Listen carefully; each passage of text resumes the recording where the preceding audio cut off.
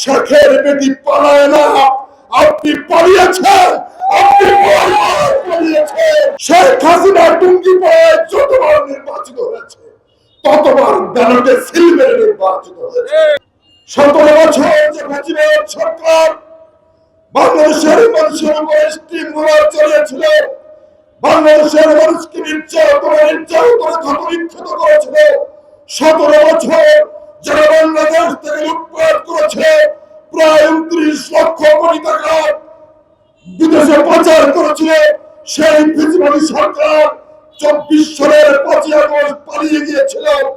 আজকে তারা নতুন করে আবার আস্ফোরণ দেখাচ্ছে ওই বিদেশের মাটিতে বসে। বন্ধুদেরকে বলতে চাই, আমরা সামাজিক যোগাযোগ মাধ্যমে দেখতে পাই আপনাদের প্রিয় নেত্রী ফ্যাসিবাদ শেখ হাসিনা নাকি ডিসেম্বর মাসে বাংলাদেশে আসছেন। ধন্যবাদ জানাই বাংলাদেশের জাতীয়তাবাদী শক্তি, দেশপ্রেমিক জনগণ অপেক্ষায় রয়েছে শেখ হাসিনাকে বরণ করে নেওয়ার জন্য। আমরা শেখ হাসিনাকে বরণ করার জন্য অপেক্ষা করছি। আপনি আসবেন, আপনাকে শুধু অনুরোধ জানাই, কোন দিক দিয়ে আসবেন একটু জানিয়ে আসবেন। এই রাস্তা দিয়ে আপনাকে বরণ করা হবে। আমরা 5ই আগস্ট আপনাকে বরণ করতে পারি নাই, বরণ করব যদি আপনার সাহস থাকে। আপনি বলেছিলেন মুজিবের মেয়ে পালায় না, শেখের বেটি পালায় না, আপনি পালিয়েছেন। আপনি পালিয়েছেন। পালায় নাই দেশনেত্রী বেগম খালেদা জিয়া।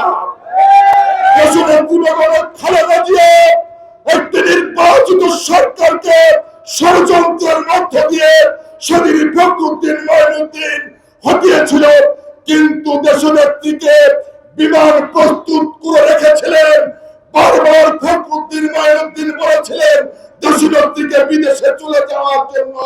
সেদিন বাংলাদেশের গণমানুষের নেত্রী দেশনেত্রী বেগম খালেদা জিয়া বলেছিলেন বাংলাদেশের বাইরে আমার কোনো ঠিকানা নাই, যদি মরতে হয় বাংলাদেশে মরব, বাঁচতে হলে বাংলাদেশেই বাঁচবো, বিদেশে আমি যাব না।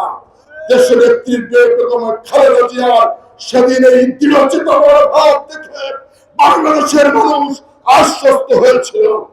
আপনি পালিয়েছেন, বারবার পালিয়েছেন, এটাই সত্য।